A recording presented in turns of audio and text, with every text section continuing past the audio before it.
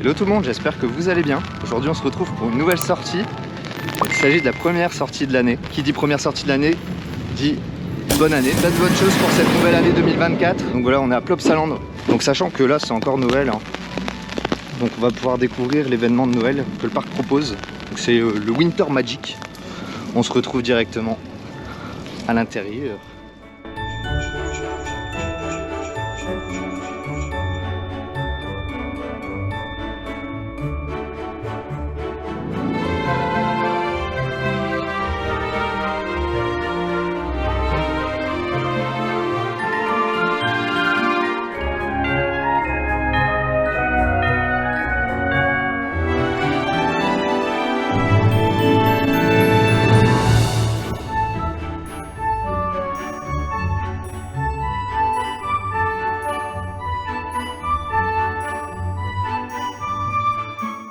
On vient de rentrer dans le parc, donc en vrai la déco très jolie.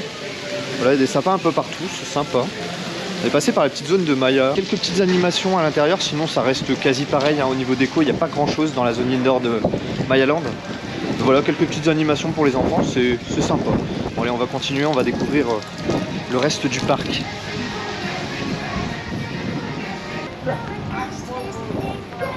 Très joli en tout cas les sapins là, c'est vraiment très très beau.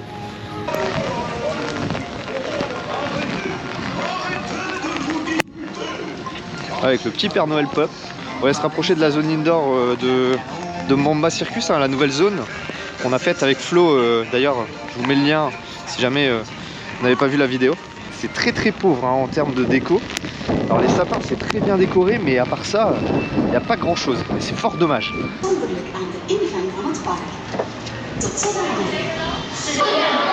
Concrètement, il y a un spectacle, mais rien à voir avec Noël. Il y a vraiment de quoi mieux faire et c'est mal exploité, je trouve. Vraiment dommage. On va sortir parce que n'y a rien d'intéressant en fait. Par contre, des statues du Père Noël Plop, ils en ont la blinde, hein. C'est déjà la troisième qu'on croise. Les petites lumières sur les arbres. Donc ça, à voir de nuit, ça peut être beaucoup plus joli en tout cas. Mais pour l'instant, c'est vrai que ça reste très simpliste. Là, on va se rapprocher de la zone Wikiland pour voir s'ils ont fait un petit effort, mais j'en doute fortement. Il n'y a vraiment personne dans la zone, hein. C'est une tristesse. Après, c'est vrai que c'est la seule attraction qui est ouverte, hein, dans la zone. Parce qu'après, il y a le Splash Battle qui est fermé. Forcément, vous vous doutez bien, il fait froid. Et en plus de ça, il fait très moche. Je suis assez déçu parce que je m'attendais vraiment à plus de la part de Plopsa. Plopsa qui d'habitude thématise super bien son parc. Et là, en vrai, je suis vraiment déçu.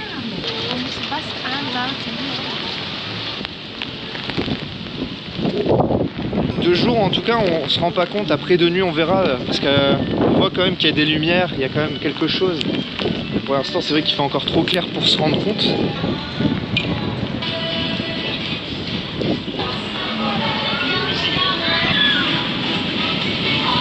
Petit RTH. Ça c'est vraiment une attraction incroyable. C'est à se demander qu'est-ce qu'elle fout dans un parc comme ça, mais en vrai c'est incroyable. Encore. Ça fait beaucoup là, non? Faites un petit jeu en commentaire, dites-moi si vous êtes venu à Plopsaland et que vous avez compté le nombre de Père Noël Plop. Je suis curieux de savoir. J'adore cette attraction. Je l'avais faite avec Flo l'année passée, je m'étais éclaté.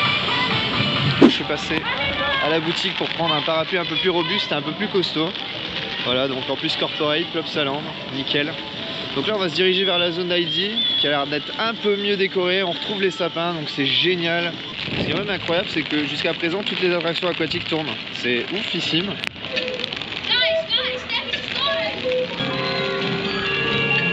Là il y a vraiment l'ambiance de Noël je trouve. Et là c'est vachement bien décoré pour le coup.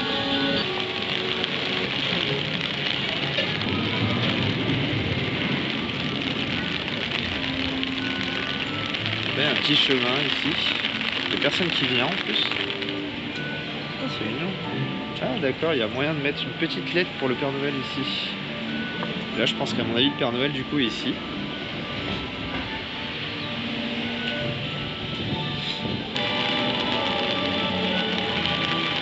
Parce qu'après je sais pas si c'est un mythe avec le Père Noël ici, mais en tout cas on a l'impression que ça a l'air d'être son bureau.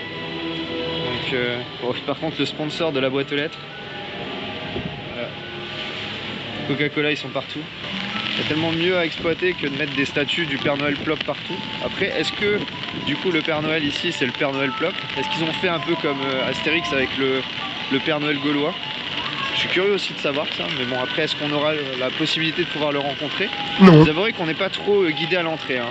C'est vrai que j'ai pas énuméré ça, mais quand on est rentré, pas beaucoup d'informations du coup pour l'événement. Savoir un petit peu ce qu'il y a comme mythe. Je peux comprendre que là, bon, il y a peut-être pas mal de choses qui doivent être annulées en fonction du temps, mais voilà, au moins d'avoir des informations un petit peu sur l'événement de Noël, ça aurait été cool. Et là, c'est vrai que c'est... Ah ouais. Le vent, par contre, il est hardcore. Hein. On voit qu'on est à côté de la mer, c'est vraiment hardcore. Ouais, je pense qu'on va aller se faire un petit tour de Ride to the Pinesse. Allez, c'est parti.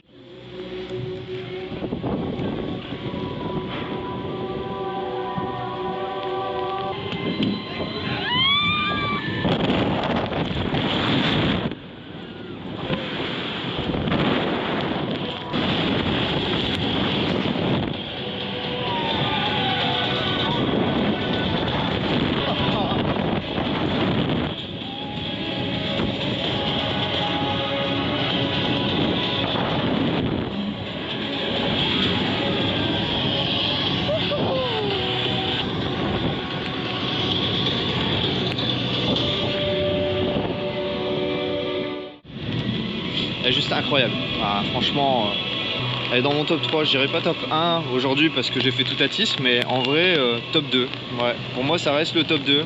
J'hésitais entre Red Force et Ride to Happiness, et en vrai, pour moi, ça reste mieux. Limite, même Red Force, je le mettrais même pas dans mon top 3. Et puis même là, malgré la pluie, on n'a même pas le temps de se rendre compte qu'en fait, on prend la flotte. C'est super fluide, agréable de ouf. Non, franchement, c'est une très belle bécane.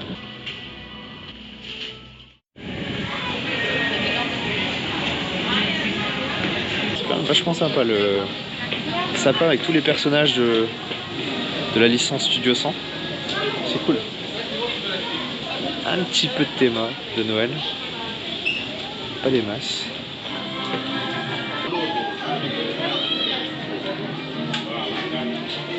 Par contre, le merch Maya, il y en a la blinde. Et ouais, ils ont récupéré du coup la licence Schtroumpf qui est présente à Plopsaco, un ancien coaster qui a été remodelé sur la licence Schtroumpf. Et là, du coup, ils ont du merch. C'est pas mal, c'est une boutique bien fournie. Ils ont même leur Monopoly, génial. Ce qui est bien, c'est que c'est traduit en néerlandais et en français en même temps. C'est vraiment sympa. Ce qu'il faut savoir pour ceux qui ne savent pas, c'est que Plopsaland a son propre hôtel. Voilà, qui est juste là en fait, hein, sur le côté. Mais pas que. Voilà, donc là l'hôtel qui est présent ici. Mais pas que, ils ont aussi un parc aquatique du coup qui s'appelle Plops Aqua. Donc voilà, il y a quand même de quoi faire. Alors après, je vais pas dire qu'un séjour ici, ça vaut vraiment le coup. En vrai, sur une seule journée, le parc est largement faisable. Hein. Il n'y a pas besoin de faire un séjour pour venir ici à Plopsaland. Alors aussi quelque chose d'autre que j'ai pas dit, c'est que j'ai décidé de prendre le pass annuel ici à Plopsaland. Parce que tout simplement pour moi c'est un pass qui est très rentable, parce que en plus d'avoir une offre ici qui est quand même assez intéressante, alors après comme je vous dis, hein, en une journée c'est vite fait, hein, mais justement ça permet de pouvoir s'amuser une journée par-ci par-là, et en plus de ça vous avez plein d'autres avantages, parce que Studio 100 possède plusieurs parcs en Belgique, mais pas qu'en Belgique, aussi en Allemagne, mais également aux Pays-Bas. Enfin il y a vraiment énormément de parcs qui sont présentés par Studio 100 avec leur licence, hein, c'est toujours les mêmes, mais sur différentes attractions. Et ça me permettra de pouvoir les faire tout simplement, parce que si vous optez pour le Pass Gold, vous avez la possibilité de pouvoir faire tous les parcs du groupe Studio 100. Bon, là je vais aller me rapprocher du côté d'Anubis, on va enchaîner un petit ride de Anubis.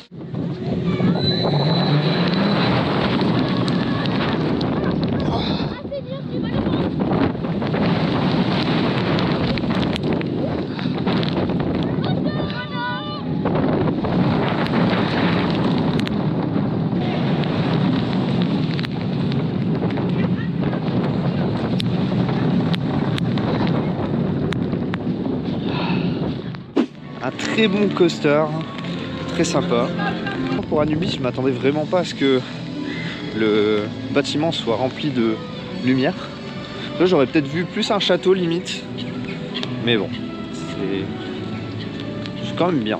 C'est quand même bien. Ouais, on va se rediriger vers le côté Wikiland. Franchement, j'adore cette zone et c'est fort dommage.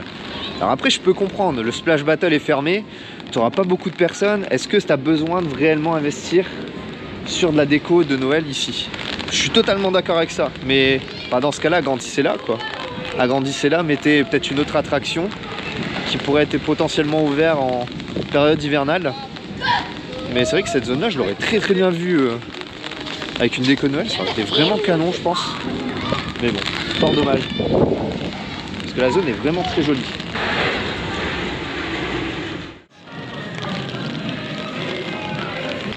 Il n'y a personne. Voilà. Pourtant, les animaux sont là. Hein. Voilà, je vois que vous êtes beaucoup à regarder mes vidéos, mais il n'y a pas beaucoup de personnes qui s'abonnent. Donc voilà, n'hésitez pas à vous abonner, ça ferait plaisir, ça m'aiderait en tout cas pour le développement de la chaîne. Et voilà, vous, ça vous prend juste 2 clics. Et moi, ça me ferait énormément plaisir. On va retourner du côté de Mayaland. Bon, même si je pense pas qu'il y aura moins de monde, mais pour voir s'il n'y a pas d'autres petites animations. Tout à l'heure, il y avait des jongleurs. Il y avait un petit renne de Noël. C'est vrai que ça pourrait être sympa de voir s'il n'y a pas autre chose.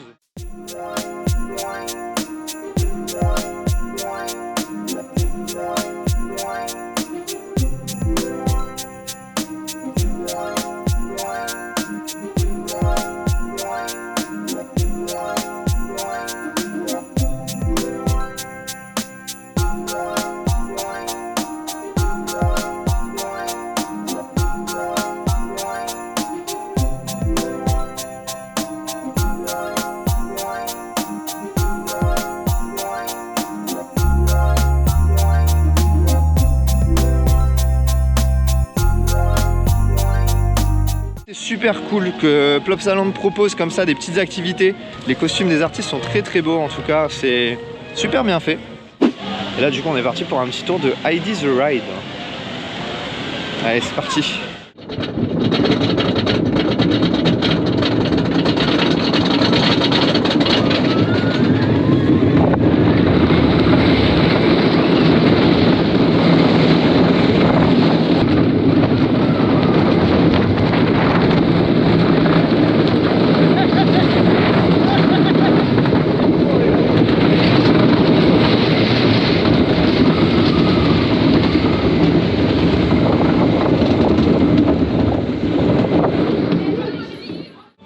Très sympa, très familial. En vrai, c'est pas forcément une attraction qu'il faut sous-estimer, en tout cas en famille. Hein. Voilà, ce petit plop là, voilà s'il est présent ici. Ce qu'il faut savoir, c'est que s'il est comme ça avec des ailes de chauve-souris, c'est pas pour rien. C'est qu'en fait, c'est une ancienne attraction qui était à la place du coup de Heidi the Ride, qui est juste derrière, hein, le Wooden qu'on a fait juste avant. En fait, qui était une attraction à rail. Hein. Il y avait 2 parcours. En fait, ça faisait un genre de battle et c'était un rail suspendu par le dessus. Puis voilà, c'était un parcours en mode battle, en mode dueling. Et c'était une très belle petite attraction. Bon, c'est dommage pour la parade du coup qui est annulée. En vrai, j'aurais été curieux de savoir si elle était remodélisée pour Noël. Ça aurait été sympa de voir un petit peu s'il y avait quelque chose qui changeait. Est-ce qu'il y avait le plop de Noël le plop Noël. Pour faire référence au Père Noël, c'est le plop Noël. Non, après je sais pas, mais c'est vrai que c'est fort dommage et frustrant de ne pas pouvoir assister à cette parade. Après, j'avais vu des images et ça changeait pas habituellement des chars. Les chars, en fait, ils n'ont pas réellement de chars, ils ont un partenariat. Studio 100 ont un partenariat avec Mercedes, c'est pas incroyable.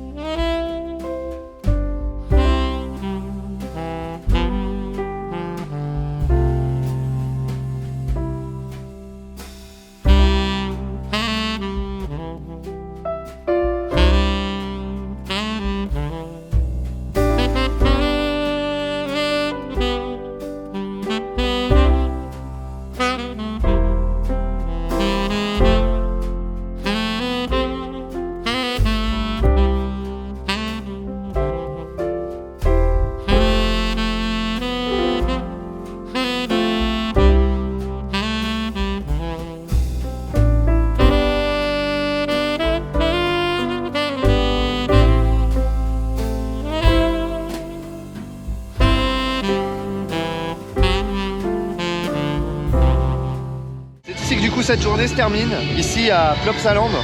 Donc il y aura d'autres contenus hein, forcément, vu que maintenant je suis pass annuel, donc on viendra plus souvent ici hein, forcément. On testera du coup le Plopsaquois un autre jour. Je me renseignerai pour voir s'il y a possibilité de pouvoir filmer. Et en même temps on testera aussi tous les autres parcs que le groupe Studio 100 propose. Voilà, donc si la vidéo vous a plu, n'hésitez pas à mettre un petit like, vous abonner. Et puis on se retrouve très vite pour une prochaine sortie. Salut tout le monde!